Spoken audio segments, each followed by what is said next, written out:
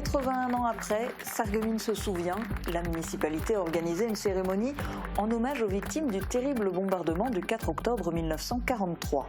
Une plaque a été dévoilée et l'exposition a été inaugurée dans la galerie Arpège de l'institution Sainte-Chrétienne-la-Salle. Une réunion publique pour expliciter le projet de cottage près du golfe de Beach. La municipalité et le porteur de projet, Brice Auer, ont évoqué la création d'une vingtaine d'hébergements touristiques, agrémentés d'un espace bien-être et d'une piscine extérieure, sur un terrain qui serait vendu au prix de 250 000 €. Du compostage partagé, la solution pour faire du compost en ville. La communauté d'agglo Sarreguemines Confluence et le bailleur social SCH ont signé une convention. 3 bacs de compostage vont être installés dans le quartier de la Bastille à Sarreguemines. Les biodéchets pourront ainsi devenir de l'engrais. Une seconde vie pour les plantes de Sarralbe. Les habitants ont pu récupérer gratuitement des plantes qui composaient les massifs et espaces verts de la commune. Pour cette première distribution gratuite, environ 200 plantes étaient disponibles, issues d'une vingtaine de variétés. 20e édition du raid Sarre-Moselle Rive Action. Les 232 binômes se sont élancés de speedrun pour enchaîner les épreuves de course à pied, de VTT et de canoë-kayak sur le territoire des communautés d'agglo Forbach Porte de France et Sarreguemines Confluence. Guillaume Kircher et Grégory Greff ont remporté l'épreuve pour la 4e fois. C'était eux qui avaient remporté la toute première édition. Match de derby à Sarre-Union pour le Sarreguemines Football Club. Le SFC s'est incliné 2-0 dans cette 5e journée de championnat de N3 et a 2 blessés à déplorer au cours du match. Bienvenue sur Mosaïque Cristal. Vendredi, Mouterrouze va se transformer en capitale du foot. Nos 2 invités du jour, Lionel Schneider, dirigeant de l'AS Mouterrouze, et Guy Hammer, maire de la commune, sont les invités du jour. Ils vous dévoileront tout à l'heure le programme de la grande soirée débat organisée avec des pointures internationales du ballon rond. On va d'abord au Moulin d'Eschviller à Volminster où la ministre de la Culture, Rachida Dati, est en visite ce matin. Thibaut Desmerlet est sur place pour nous en dire plus. Thibaut, quel est le programme de la ministre ? Oui Julia, je me trouve actuellement sur le site du Moulin d'Eschviller où la ministre de la Culture et du Patrimoine, Rachida Dati, a fait une visite. Elle est allée à la rencontre des 6 élèves de l'ENSA, de l'École nationale supérieure des arts décoratifs, où ils sont en résidence. Et elle a visité le site du Moulin d'Eschviller et sa scierie. Cette rencontre et cette venue rentrent dans le cadre du design des mondes forestiers qui est lancé, qui s'inscrit dans une démarche beaucoup plus vaste qui s'appelle Design des territoires. Un programme multisitué dédié à l'accompagnement des territoires par le design. Et après le Moulin d'Eschviller, la ministre de la Culture et du Patrimoine, Rachida Dati, ira visiter le site verrier de Meisenthal. Merci Thibaut et merci à Valérie Klein pour les moyens techniques. Reportage complet donc demain dès midi sur Mosaïque Cristal pour retracer la visite de Rachida Dati au Moulin d'Eschviller ce matin et à Meisenthal en début d'après-midi. 81 ans après, Sarreguemines se souvient. La ville a commémoré le terrible bombardement du 4 octobre 1943. Une cérémonie s'est déroulée vendredi soir devant l'institution Sainte-Chrétienne-la-Salle qui fut en partie détruite ce jour-là et dont des élèves perdirent la vie. Une plaque commémorative a été dévoilée et l'exposition Sarreguemines se souvient a été officiellement inaugurée. Après le discours du maire, plusieurs élèves ont lu des témoignages de Sarregueminois. En voici quelques extraits. Allez, 3, 2, 1, on y va.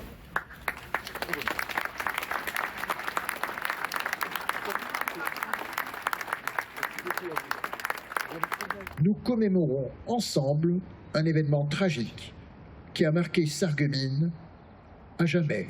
Il y a 81 ans, jour pour jour, le 4 octobre 1943, notre ville fut frappée de plein fouet par l'un des bombardements les plus dévastateurs de son histoire. Un bombardement qui a coûté la vie à 133 de nos concitoyens, blessé 309 autres et détruit une grande partie de notre ville, notamment ici, du côté du pensionnat Sainte-Chrétienne, frappé en plein cœur.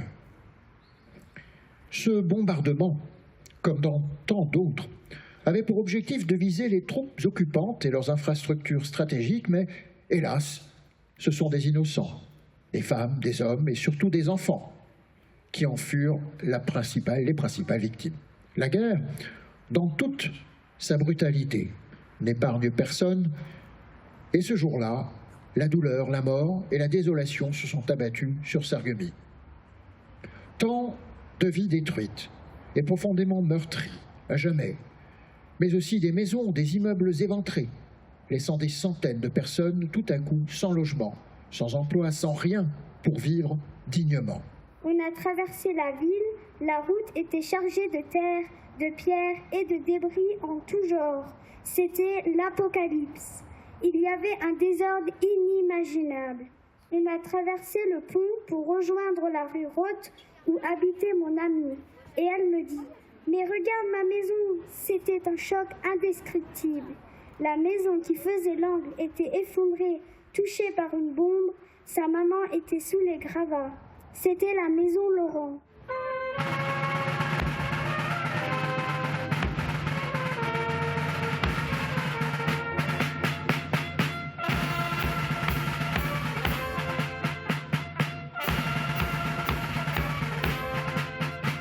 L'exposition Sarreguemines se souvient est visible à la galerie Arpège de l'institution Sainte-Chrétienne-la-Salle du lundi au vendredi de 13h30 à 18h30 jusqu'au 16 octobre, entrée gratuite.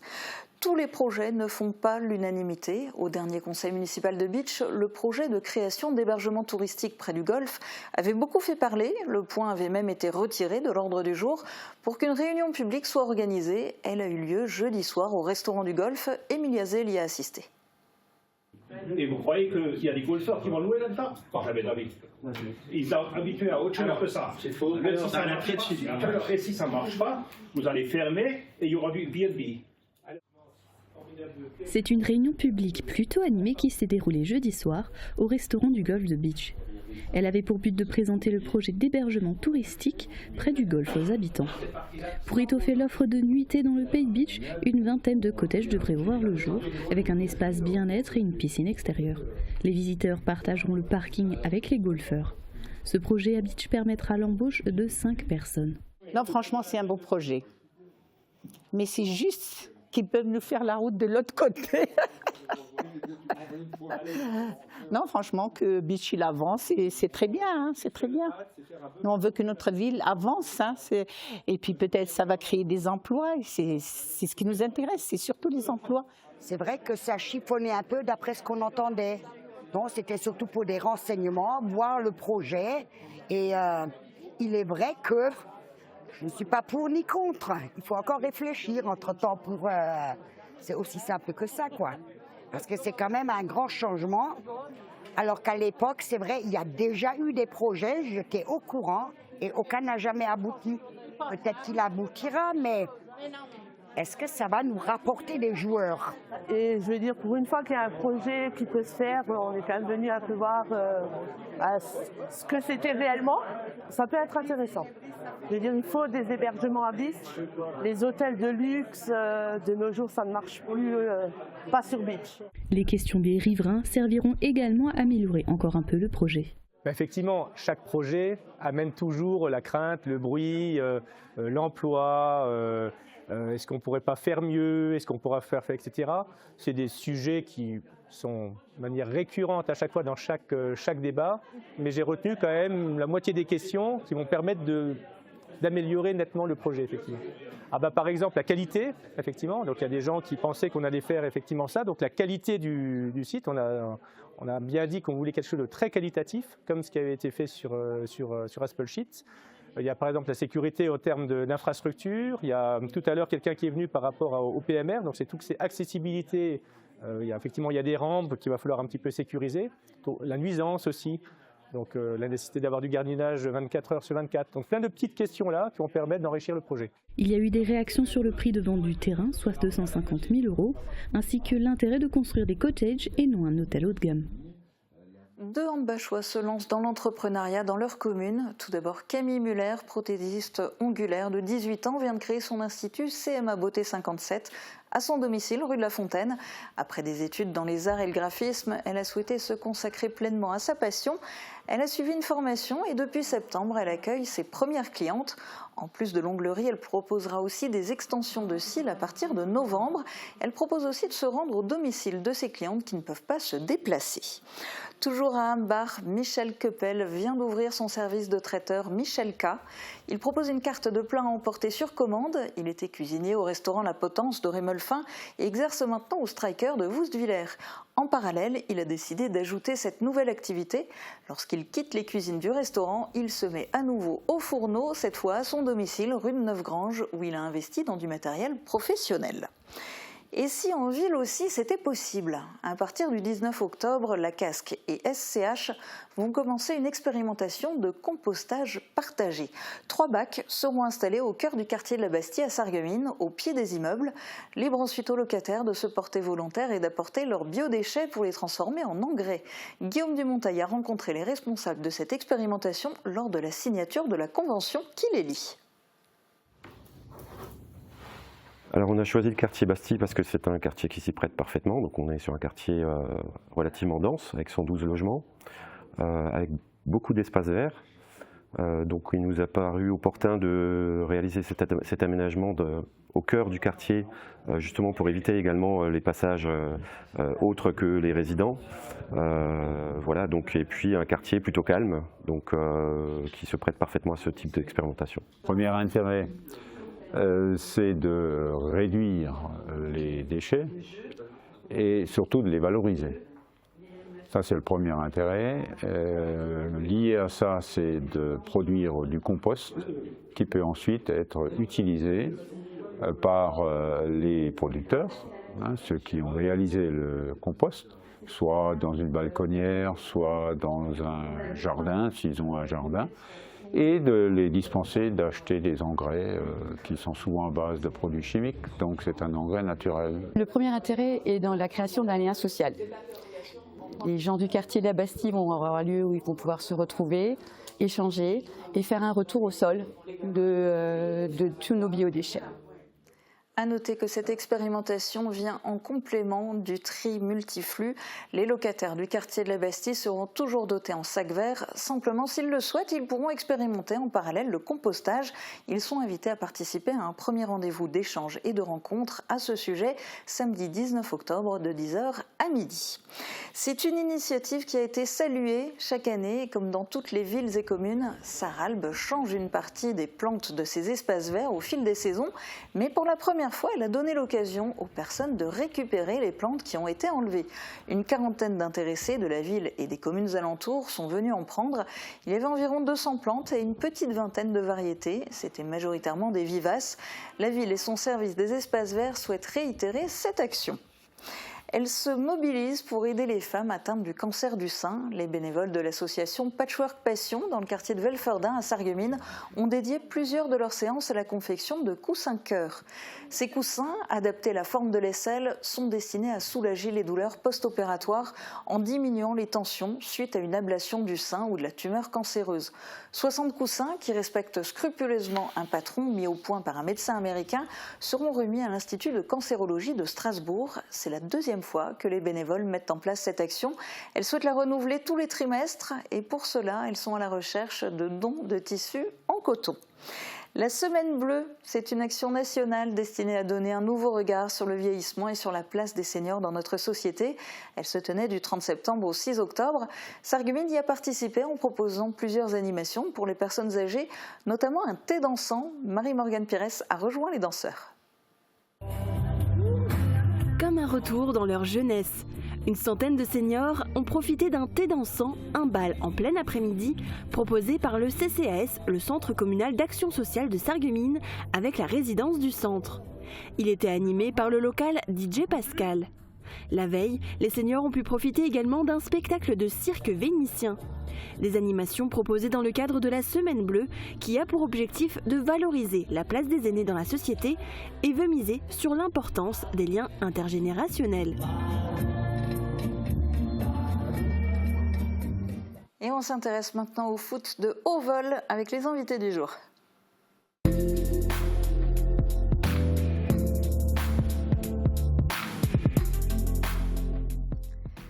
Vendredi soir, Mouterouz va se transformer en capitale du foot. Vous organisez un débat avec des personnalités renommées. J'ai une surprise pour vous. Je vais laisser le soin à l'un de vos invités d'honneur de dévoiler les noms d'autres participants. C'est votre ami Robert Wurtz, ancien arbitre international, filmé par Rémi Neusch et Lucas Knittel de TV3V, la télévision des Trois-Vallées. C'est avec plaisir que je ferai partie d'une soirée à Mouterouz, dont il faut dire chapeau de trouver là-bas une réunion d'amis du foot. J'ai vu dans le programme des gens comme Luis Fernandez, que je ne me permettrai pas de présenter, mais que j'ai eu le plaisir d'arbitrer. Roland Courbis, qui était aussi une légende du football. Carsten Deutsch de Metz, entre autres, mais qui a joué dans d'autres clubs. Et entouré tout cela, d'une part par des personnalités comme ce monsieur Carl Olive, et alors surtout, pour une fois, je me permettrai de vous dire que je ne serai pas le plus vieux de la soirée, mais il y aura naturellement le président Carlo Molinari. Les conditions sont requises avec tous les invités qui seront là pour parler du foot, du passé, du présent, de l'avenir, je n'ose pas trop le dire, mais certainement, je crois que c'est une occasion à ne pas rater. Et oui, une occasion à ne pas rater. Alors, il y aura aussi un autre arbitre international, ancien arbitre international, Frank Schneider. Du coup, forcément, première question, Lionel, est-ce qu'il a un lien de parenté avec vous, puisque vous portez le même nom de famille? Bonjour Julia, merci déjà de votre invitation. Non, malheureusement, nous n'avons aucun lien de parenté avec Frank Schneider, qui est un ancien arbitre international, qui a notamment dirigé la finale de la Coupe de la Ligue en 2017 entre Monaco et le Paris Saint-Germain.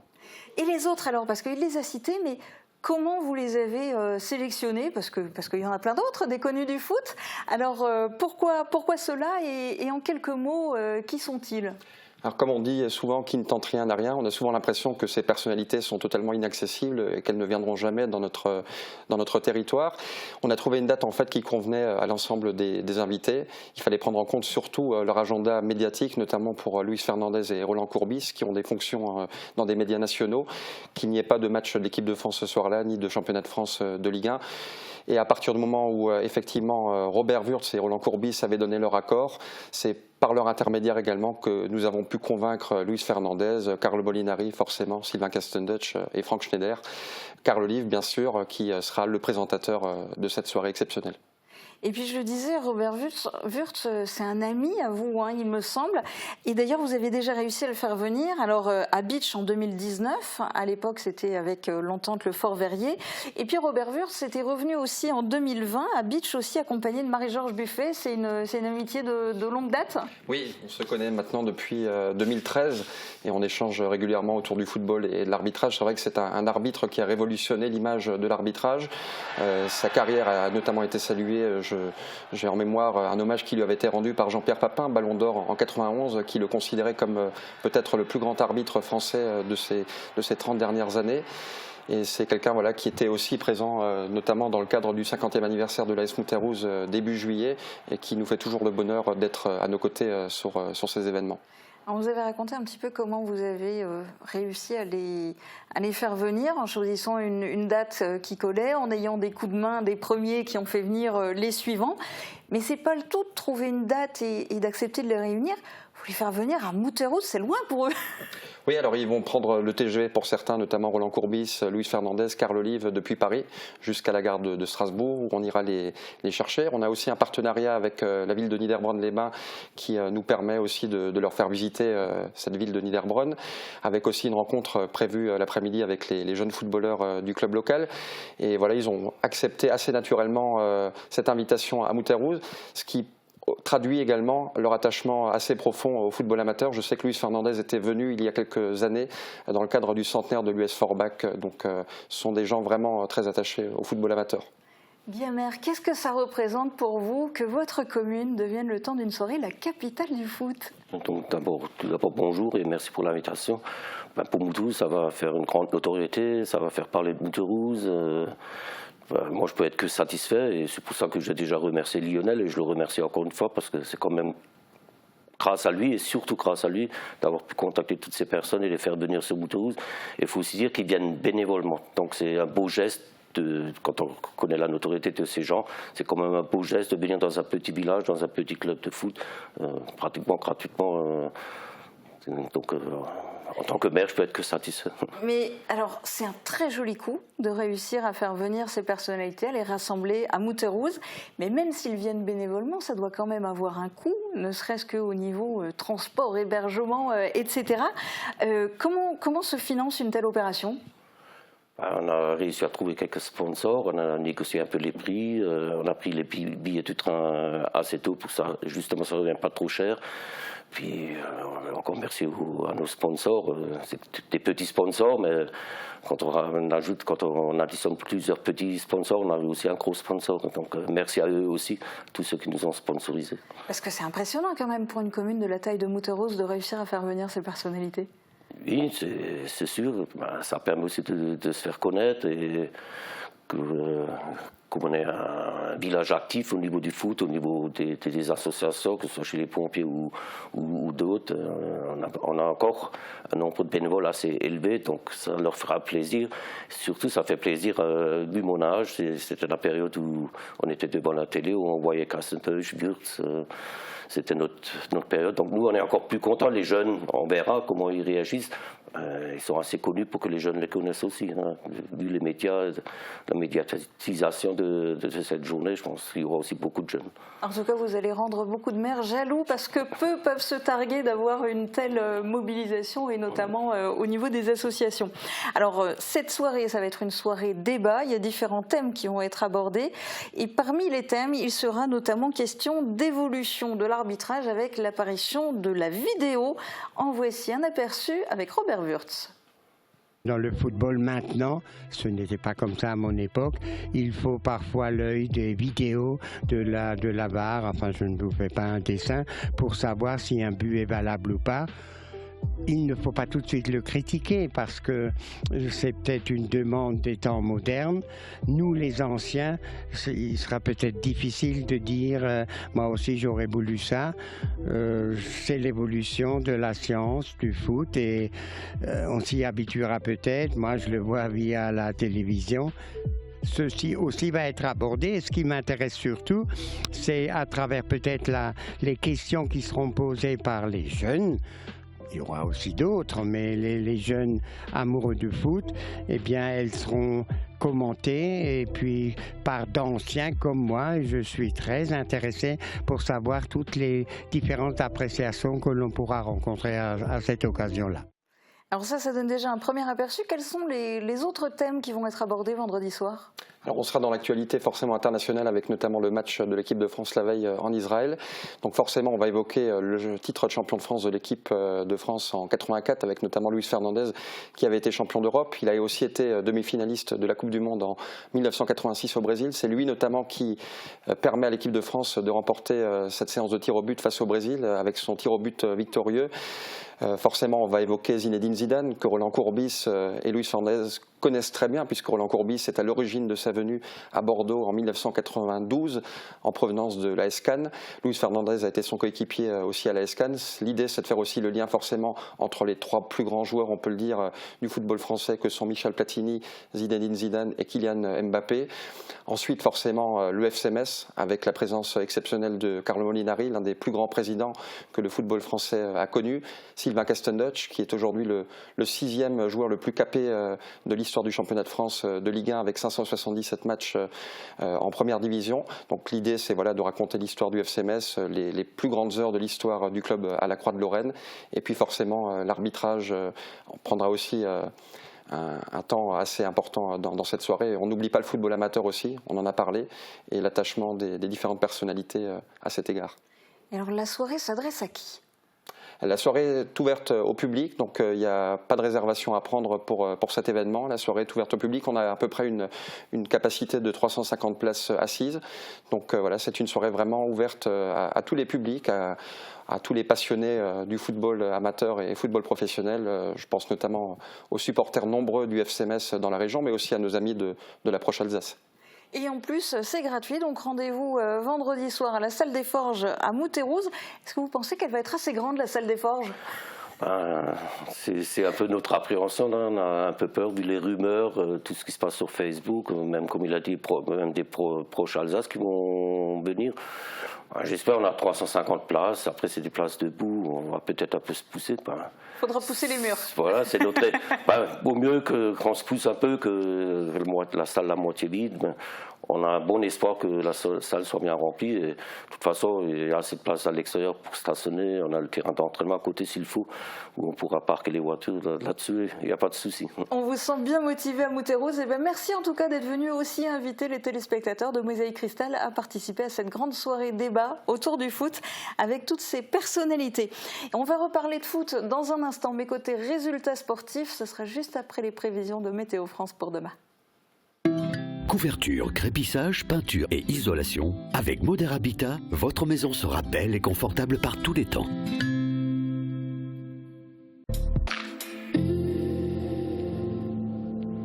Bonjour tout le monde, dans ce début d'octobre, les mobilisations pour Octobre Rose se multiplient. Pour rappel, cette campagne annuelle a pour but de sensibiliser au dépistage du cancer du sein et de récolter des dons pour la recherche. Et pour marquer le coup, on peut voir du rose fleurir un peu partout, comme ici à Sarreguemines, où les ronds-points de la route de Nancy et de la route de Bitche ont été décorés en conséquence. Des parapluies, des guirlandes et surtout le ruban rose, qui est le symbole de cette mobilisation. Et en ce qui concerne le ciel pour demain, on ne retrouvera ni du rose ni du bleu, mais plutôt du gris pour toute la journée. La matinée débutera sous les averses et même si le temps devrait être un peu plus sec en fin de journée, les cumuls de pluie risquent d'être conséquents puisque notre département a été placé en vigilance jaune pour pluie et inondation. Côté température, les minimales iront de 12 à 14 degrés et les maximales de 15 à 16 degrés.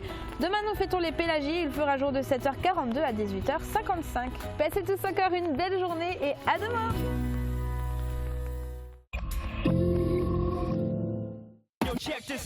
Pour la carrosserie, la mécanique et le diagnostic des véhicules Renault Dacia et autres marques, ainsi que pour l'achat et la pose de vos pneus, et pour le dépannage 7 jours sur 7 et 24 heures sur 24. Les garages Schwind à Sarreguemines et Rohrbach sont à votre service depuis 1971. La Toussaint est l'occasion de rendre hommage. Les pompes funèbres de la chapelle vous accompagnent en vous proposant le nettoyage, le fleurissement et l'ornement des tombes. Ces services trouvent leur sens à l'approche de la Toussaint et ils sont également disponibles toute l'année. N'hésitez pas à nous contacter ou à vous rendre directement sur place, au cœur du village de Grossblie-d'Estroff, en face de la chapelle. Les pompes funèbres de la chapelle, nous vous accompagnons en toute dignité, 24 heures sur 24 et 7 jours sur 7. Votre vie locale sportive est sponsorisée par Wellness Vouswiller. Nageur amateur ou confirmé, venez découvrir nos bassins avec turbine de nage à contre-courant intégrée Swimeo, disponible à l'essai.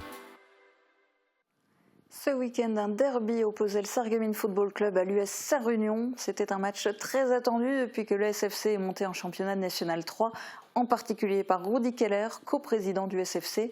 Il a fréquenté et présidé le club de Sarre-Union pendant des décennies avant de rejoindre Sarreguemines.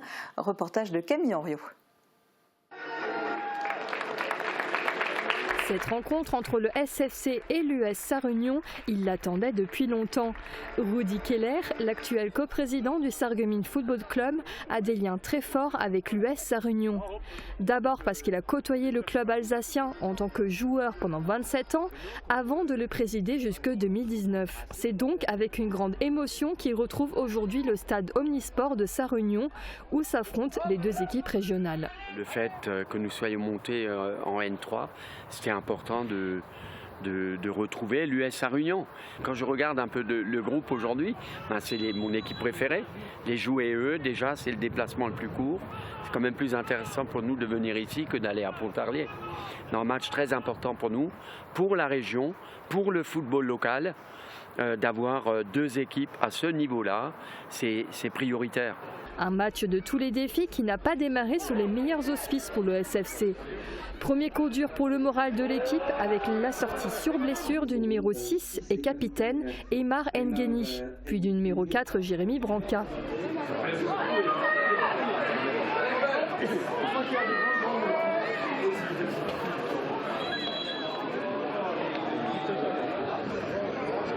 Remplacé par le numéro 17, Lucas Bourget.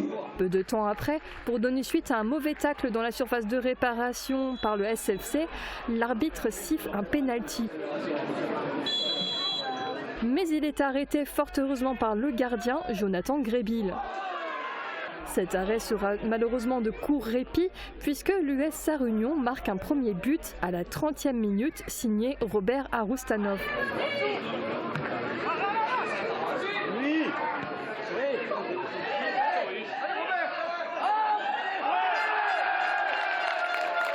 Sarre-Union par son numéro 7, Robert Aroustanov. Malgré leurs efforts pour essayer de revenir au score, l'US Sarre-Union creuse l'écart avec un deuxième but à la 70e minute.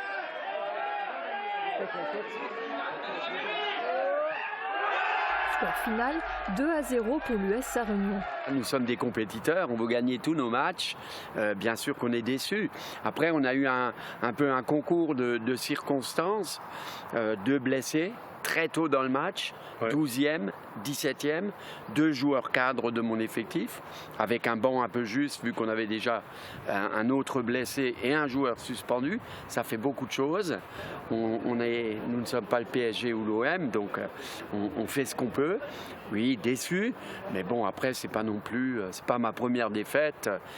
Quand vous êtes président d'une association, il faut savoir perdre et il faut savoir gagner. Un match engagé, un match correct, un match de National 3, un derby, comme on dit ça. Donc mon souhait, c'est que les 2 équipes se maintiennent, parce que le groupe est quand même très relevé. Il y a des grosses équipes du Jura, de la Franche-Comté, des réserves pro. Enfin, et pour nous, petit ou grand village, c'est déjà un exploit d'être à ce niveau-là et de pouvoir rivaliser avec des équipes de grandes villes. Pour la 6e journée de championnat, le Sarreguemines FC affrontera à domicile Raon-l'Étape US le samedi 19 octobre. Le coup d'envoi sera donné à 17h. C'est un défi sportif qui a su trouver son public au fil des années, le raid Sarre-Moselle Rive Action, une course qui mêle VTT, canoë et course à pied et qui s'effectue en binôme. Pour fêter la 20e édition, l'association organisatrice Vive Sport a élaboré un parcours inédit à travers des villages des communautés d'agglos de Forbach et de Sarreguemines. Reportage de Mathilde Guéméné, Marie-Morgane Pires, Marie-Philippe et Jean-Marc Méchiche. 20 ans de raid. L'aventure a démarré en 2003 avec une centaine d'équipes. Dimanche, 232 binômes ont pris le départ. L'équipe de Vive Sport qui organise l'événement prépare chaque année un nouveau parcours composé de courses à pied, de VTT et de canoë, 49 km au total. La particularité de ce raid, c'est que c'est un raid qui est ouvert donc vraiment à tous sportifs. Et on a différentes motivations. On a des concurrents qui sont là pour jouer la victoire, d'autres qui sont là pour une performance personnelle. Mais il y en a qui sont plus là aussi pour le côté un peu fun, aussi le fait de faire à 2. On passe un moment très convivial sur le raid. Pour cette 20e édition, les épreuves se sont multipliées. Les participants ont pris le départ à Spicherun pour 3 km de course à pied, enchaînés par 21 km de VTT jusqu'à Grossbiederstroff. À nouveau de la course à pied, 7 km pour se rendre jusqu'à Sarreguemines, pour récupérer un canoë et pagayer pendant 7 km le long de la Sarre, et enfin retrouver son VTT pour 11 km jusqu'à l'arrivée à Spicherun. Parmi les participants, certains sont bien rodés, d'autres se sont lancés dans l'aventure pour la toute première fois. On est là pour le plaisir et puis pour le défi. Le challenge, ouais, voilà. Et de se faire plaisir aujourd'hui et découvrir justement multi-activités. On fait beaucoup de sport déjà ensemble durant toute l'année et voilà, donc on s'est dit que c'était le moment de faire ça officiellement. Malgré la difficulté du parcours, les binômes ont le sourire à l'arrivée. On est très content de notre course, c'était très gras, on a eu quelques petites chutes, bon rien de grave. Mais on l'a terminé, c'est l'essentiel. Lui il m'a poussé dans la course à pied. Ouais. Et après le canoë... Le canoë c'était dur, les épaules elles prennent très cher. Les épaules démontées. Horrible. Et là, dernière étape sur le vélo, c'est toi qui m'as motivé parce que moi j'en pouvais plus. Bien, hein, c'était dur, terrain pas facile, un peu gras, le vélo... Technique, plus compliqué qu'il n'y paraît, surtout dans les descentes. J'ai trouvé plus compliqué que l'année dernière. Pas mal de chutes, je suis tombé 1 fois. 2 fois, voilà. Le binôme vainqueur n'en est pas à sa première victoire. Guillaume Kircher et Grégory Greff ont gagné leur premier raid il y a 20 ans. C'est la 4e fois qu'ils décrochent la victoire ensemble, en terminant la course en 3 heures, 3 minutes et 33 secondes. C'est plutôt très positif pour nous. On visait vraiment cette première place cette année. L'année dernière, on avait échoué d'un cheveu sur la ligne d'arrivée. Et là, cette année, on a remis le couvercle et on a fait une très belle performance aujourd'hui. Pour mener à bien cet événement, une centaine de bénévoles étaient mobilisés sur l'ensemble du parcours. Et ils sont déjà dans les starting blocks pour la 21e édition en 2025. Nouvelle course et nouvelle victoire pour l'athlète sarregueminois handisport Michel Munch et son guide Romain Dicher. Ce week-end à Saint-Florentin, ils sont devenus champions de France élite du 5 km route. Une première pour eux dans cette épreuve. Ils ont mis 17 minutes et 49 secondes pour terminer la course. Félicitations à eux, on les retrouvera le 20 octobre sur la ligne de départ des 10 km de Sarreguemines. On termine sur une discipline qui a le vent en poupe depuis les JO de Paris 2024. C'était un week-end de faste pour l'AS Sarreguemines tennis de table. 6 équipes étaient engagées en championnat. Seule l'équipe 2 a fait match nul. Les 5 autres ont gagné. Et pour l'équipe 1, on peut parler de performance. Opposés à une équipe plus forte sur le papier, les pongistes sarregueminois ont réussi à s'imposer samedi soir à la maison contre Charleville-Mézières. Score final 8 points à 6. Résumé de la rencontre dans ce reportage de Marie-Philippe et Guillaume Dumonteil.